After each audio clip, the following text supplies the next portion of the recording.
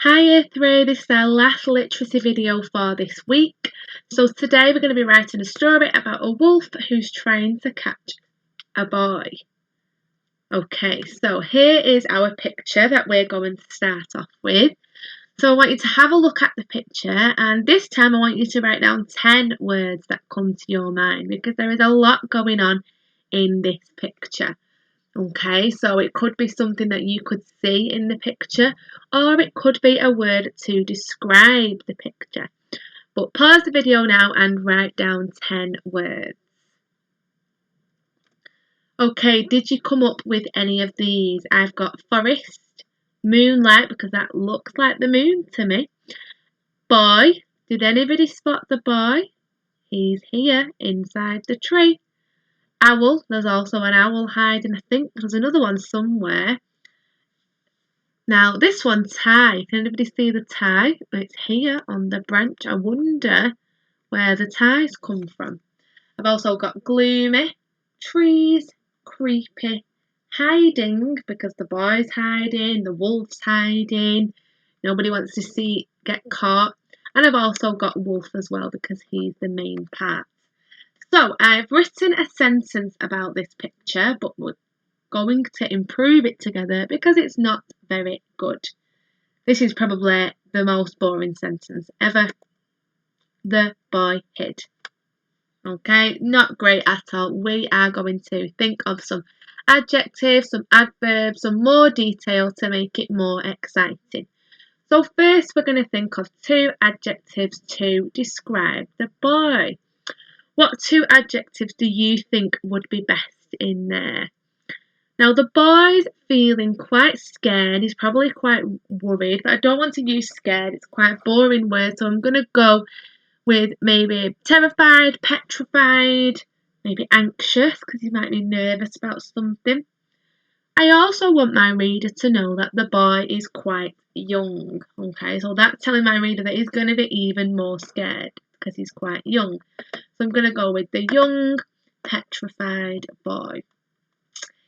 So we've got the young petrified boy hid. So now I need an adverb to tell the reader how the boy is hiding. Okay, so he's hiding in this part of the tree here, and he's probably looking out and seeing if he can see the wolf. And he's probably being quite cautious to not make a sound and to stay quiet. So I'm going to go with cautiously. So we've got the young petrified boy hid cautiously. Now I'm going to add a bit more, I don't just want to stop there. So I'm going to tell the reader where he is hiding. So he hid cautiously in the tree. But I'm going to think of some adjectives to describe the tree. Now the tree looks quite big, its trunk is quite thick, and he's also hiding in this hole in the tree. Now when a tree has holes in like this, these holes are called hollows. So I'm going to say he's hiding cautiously in the hollow oak tree, because oak trees are quite big. Okay, but I'm not going to finish there. So the young petrified boy hid cautiously in the hollow oak tree, hoping the wolf wouldn't see him. Okay, so that's telling my reader even more information about the boy. So my sentence has gone from this boring 3-word sentence to this really exciting, detailed sentence.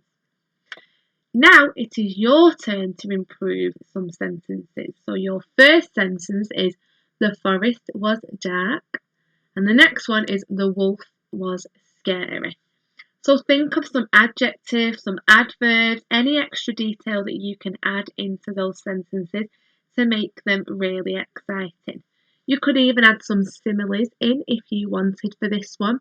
So the forest was as dark as, you can come up with something, or even the wolf was as scary as.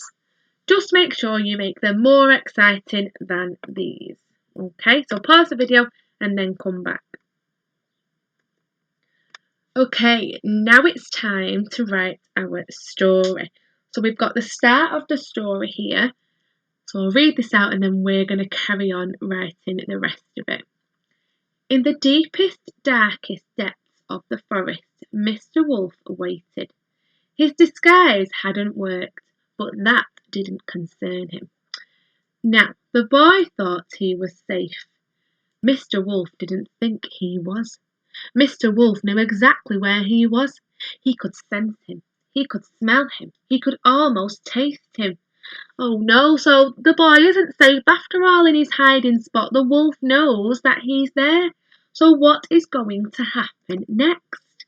Does the wolf capture the boy and take the boy to his house? Or does the wolf want the boy for something else? Does he need him to do him a favour of some sort or him to get him something? Up to you. Or does somebody come and rescue the boy? Is there another hero in this story who comes to save the boy? Whatever you write, guys, it's completely up to you. Just make sure that your sentences are exciting, you're using correct punctuation, and you are always thinking about your handwriting. Don't forget to send them to me once you have finished. I would love to hear about what happens to the wolf and the boy. But there we've got our last video for literacy this week. I will see you all next week with some more work. Bye guys.